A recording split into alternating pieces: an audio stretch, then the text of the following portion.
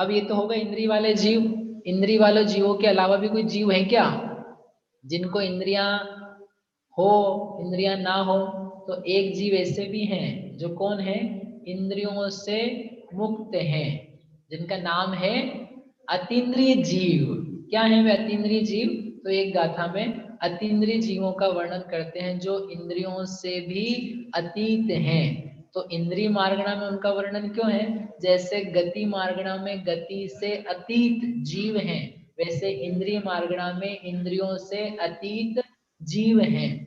जहां जहां उन उन मार्गणाओं से अतीत, अतीत यानी रहित, शून्यता है, इसका मतलब ये है वो चीजें जीव के लिए सुखद नहीं है। जैसे गति से शून्य सिद्ध है, यानी गति जीव के लिए हितकारी नहीं है।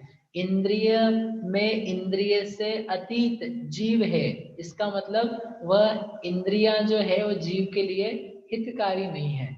यद्यपि जीव की पहचान भी होती है, जीव उसके संबंध से ज्ञान भी कर रहा है और कुछ उसके माध्यम से ज्ञान भी पाया जा रहा है, लेकिन उसके लिए शुभ नहीं है, अच्छी नहीं है, उसके ज्ञान का कुछ घात ही हो रहा है। और विशेष जानना हो तो प्रवचन सार जी में इंद्रियों को लेकर के खूब सारा वर्णन सुख अधिकार में किया है, वहां पढ़ना चाहिए।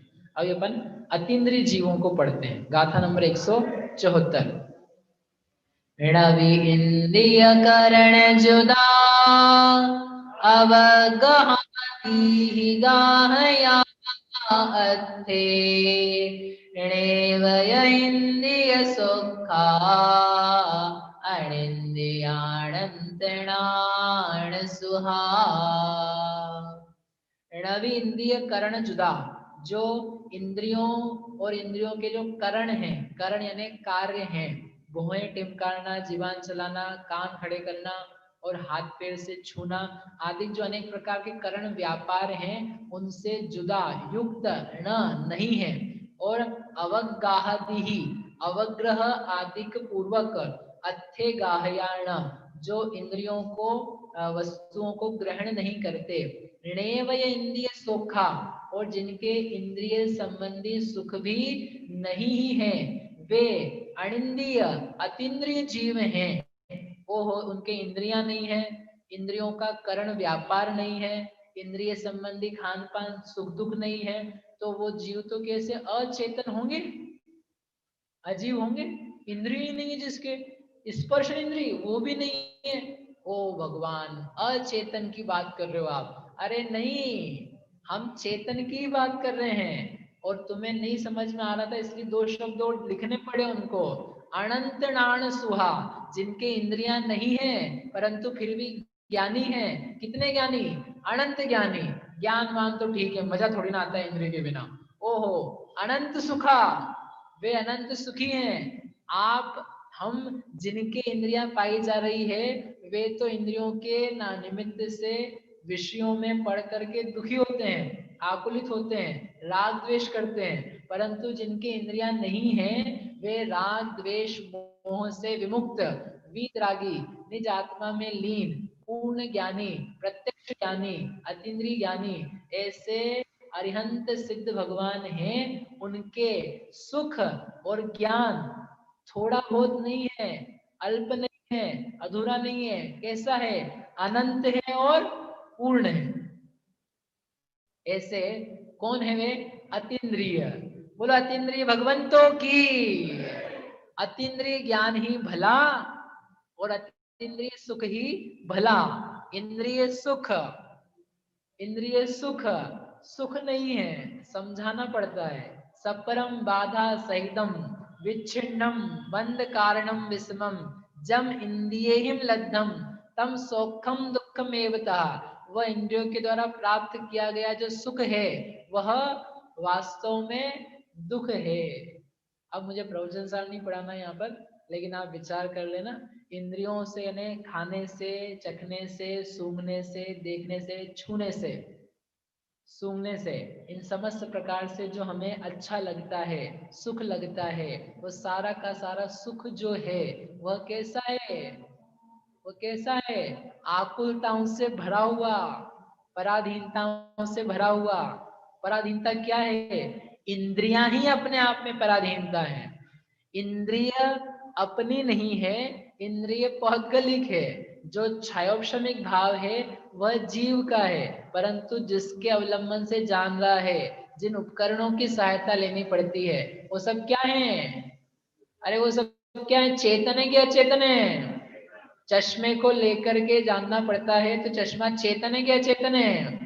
जैसे चश्मा अचेतन है, वैसे आपकी आंख क्या है? और आंख के भीतर जो अभ्यंतर बाह्य निवृत्ति है वो क्या है? अचेतन। तो ये अचेतन के बिना जान नहीं पा रहा कितनी पराधीन। इसलिए जो अतीन्द्रिय जीव हैं वे ना इंद्रिय से सहित हैं, ना इंद्रियों का व्यापार, यानी कोई फोकस करना पड़ता है ना, आंखें से देखो, कान से सावधानी से सुनो, तो अपन एकदम अलर्ट होते हैं उपयोग में। लेकिन वो इंद्रिय के जो ब्लॉकेज है उसको भी दूर करके सुनना सूंघना चाहते हैं। तो वो सारे जो व्यापार हैं वो जिसके नहीं है, अवग्रह इहा अवाय धारणा पूर्वक जो पदार्थ को नहीं जानते हैं, इंद्रिय सुख से युक्त नहीं है, ऐसे जो जीव हैं उनका नाम है अतीन्द्रिय जीव। अब सिद्ध भगवान हैं वे तो अतीन्द्रिय हैं, और जो अरहंत भगवान हैं, अरिहंत भगवान हैं, वे इंद्रिय वाले हैं कि अतीन्द्रिय हैं, यह आपको बताना है। अरहंत भगवान जानते ना आप? बोलो भैया अर्चेश। अरहंत भगवान है वो इंद्रिय सहित हैं कि इंद्रिय रहित हैं? इंद्रिय सहित है, बहुत बढ़िया, यानी वे इंद्रिय वाले हैं। एक तो उत्तर ये आ गया। बोलो भाई आदित्य, अरहंत भगवान है वो इंद्रिय वाले हैं कि इंद्रिय से रहित हैं? बोलो जल्दी से आदित्य।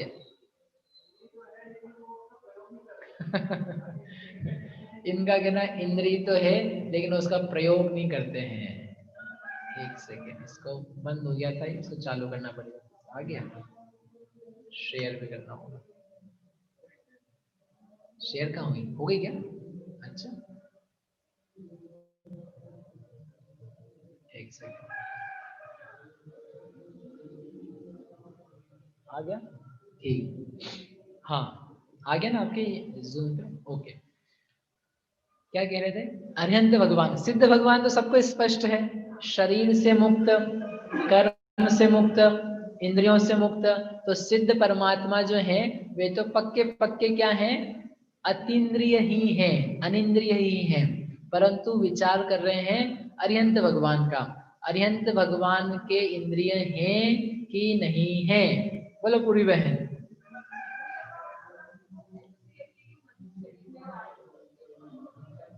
आपका कहना ये है सबका कि वो यूज नहीं करते हैं, यूज नहीं करते। अरे अब आप पढ़ लिए हो, अच्छे से बोलो, अच्छे से बोलो। अच्छे से क्या है? भाव इंद्रिय नहीं है। अरिहंत भगवान के भाव इंद्रिय नहीं है, हो तो चुका अपना ये। भाव इंद्रिय नहीं है यानी उनके क्षयोपशम नहीं है, क्षयोपशम से पैदा होने वाला उपयोग रूप प्रवर्तन भी नहीं है। परंतु उन अरहंत भगवान के अभ्यंतर निवृत्ति है, बहिरंग निवृत्ति है, उपकरण अंतरंग बहिरंग है। क्योंकि आपको दिख तो रहे हैं अरिहंत भगवान को, नहीं तो आप जाओ उनके इंद्रियां तो है ही नहीं, तो ये आंखें दिख रही है इनकी, कान दिख रहे हैं इनके, भीतर भी कुछ तो होगा और शरीर भी है। तो ये जो कुछ है ना, इसको बोलते हैं उपकरण निवृत्ति। या सीख चुके 6 प्रकार की इंद्रियों में से उनके जो मूल में जैसे इंद्रिय कहा जाता है, विशुद्धि, क्षयोपशम, निर्मलता, उघाड़, उपयोग, वो अधूरा ज्ञान, वो सब उनके नहीं है। इसलिए अरिहंत भगवान के भाव इंद्रिय नहीं है, तथापि द्रव्य इंद्रिय उनके मौजूद है। इसलिए जब इंद्रिय मार्गना चलती है ना, तो पंचेंद्रिय जीव कहाँ तक? प्रथम गुण स्थान से लेकर के 14वें गुण स्थान तक के जीव क्या कहलाते हैं? पंचेंद्रिय। क्योंकि उनके पंचेंद्रिय जाति नाम कर्म का उदय जो है वह 14वें गुण स्थान के अंत समय तक पाया जाता है। लेकिन इंद्रिया पंचेंद्रिय उनको कहा जा रहा है, इससे कोई ये ना समझे कि वे जीव पंचेंद्रिय यानी 5 इंद्रियों से जानते हैं। क्योंकि जब तक क्षयोपशमिक बना है, जब तक ज्ञानावरण कर्म का उदय क्षयोपशम बन रहा है, तब तक ही इंद्रियों का व्यापार पाया जाता है, इंद्रिय संबंधी लब्धि पाई जाती है। और उसके पश्चात में जहाँ ज्ञानावरण कर्म का क्षय ही हो गया, उस समय पूर्ण ज्ञान, अतीन्द्रिय ज्ञान, अनंत ज्ञान उपलब्ध होता है। तब इंद्रियों की आवश्यकता ही नहीं रह जाती। समझ में आया? इसलिए अरिहंत भगवान पंचेंद्रिय हैं, अरिहंत भगवान पंचेंद्रिय हैं, कोई दिक्कत नहीं है इसमें। लेकिन पंचेंद्रिय होने पर भी उनके इंद्रिय व्यापार, इंद्रिय करण, इंद्रिय प्रयोग, भावेंद्रिय अधूरापना नहीं पाया जाता। ऐसे अरिहंत और सिद्ध उनके विचार के साथ में ये इंद्रिय मार्गणा यहाँ पर एक प्रकरण इसका पूरा हुआ। यहाँ पर एक पिक्चर दिया है। और कैसे हैं वे? सुखी भी हैं, वो अनंत सुखी, क्योंकि उनके कोई आकुलता ही नहीं बची है।